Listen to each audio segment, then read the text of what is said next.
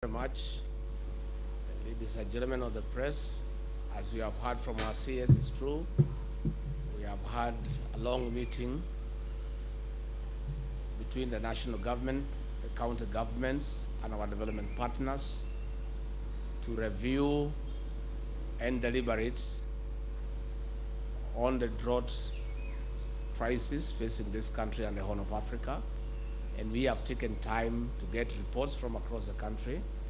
And it is true that there is need for urgent intervention to save lives, to save livelihoods, and to make sure that no Kenyan dies from starvation, and to forestall the deaths that we have witnessed with our livestock across the country. We have agreed on several interventions that the national government will mobilize resources. Our county governments have agreed to provide resources, and our development partners have agreed to support us in a big way so that we can mitigate the effects of the drought, which is as a result of climate change and other factors. In a nutshell, there are several strategies that we have come up with, and one of them is that there has been a lack of coordination between the national government, the county governments, and our development partners, resulting to duplication of the various interventions. We have agreed that county steering teams are constituted and made operational. That will be chaired jointly by the governors and the county commissioners, and all the state and non-state actors will be members, and all those who are involved in the humanitarian intervention will be members of those committees.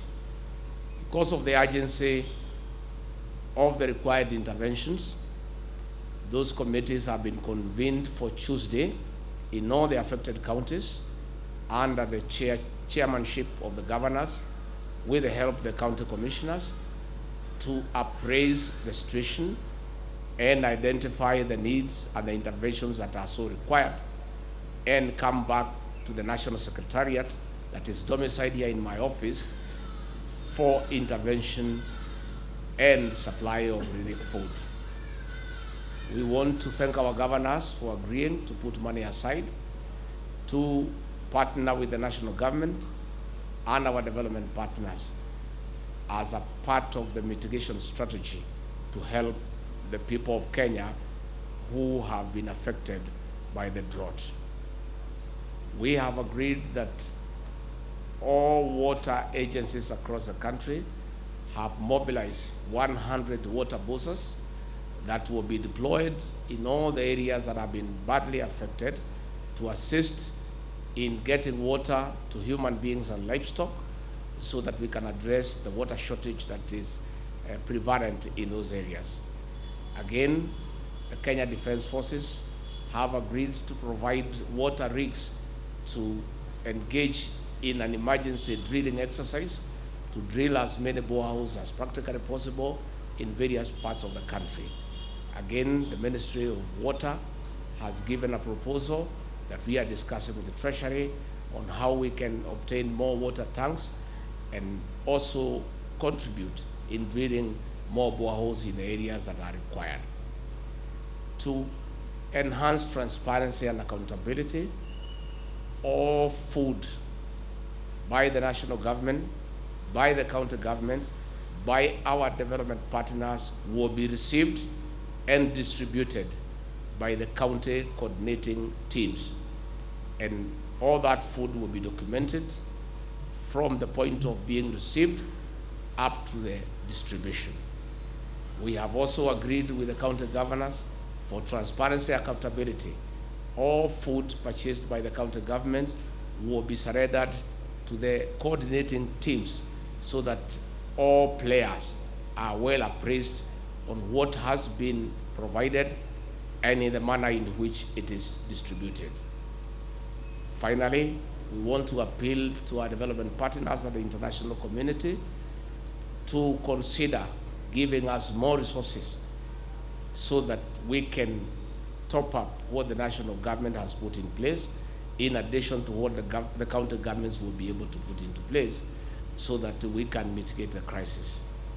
Again, in terms of livestock intervention, we note with a lot of concern the destruction of livelihoods.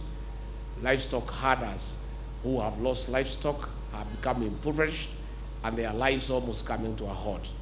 As a part of the mitigation, we have agreed with the Kenya Meat Commission and the Kenya Red Cross within the ambit of the county coordinating teams that we shall purchase livestock for slaughtering and distribution to the needy population for feeding, and at the same time, we prepare corned beef for distribution to the schools so that our children are able to go to school without failure. In a nutshell, we want to assure the people of Kenya that our government, the county governments and our development partners are well coordinated, and we have agreed that we must make enough interventions to ensure that no Kenyan will die as a result of the starvation. We want to thank President William Ruto for being very proactive with this matter. This meeting has been convened at his request, and he has directed that every 10 days we meet so that we can appraise the situation and make the necessary interventions and keep him informed. For the purposes of the media and the Kenyan people to know what is happening, we have agreed and we have requested the Kenya Defense Forces to assist us to set up a command center in this office that will regularly brief the media and the people of Kenya on the interventions that are being made and the drought situation in general, so that we all move in the same direction. And this being a public matter, the public and the press is entitled to information on a weekly basis. So with those few remarks, I want to say thank you.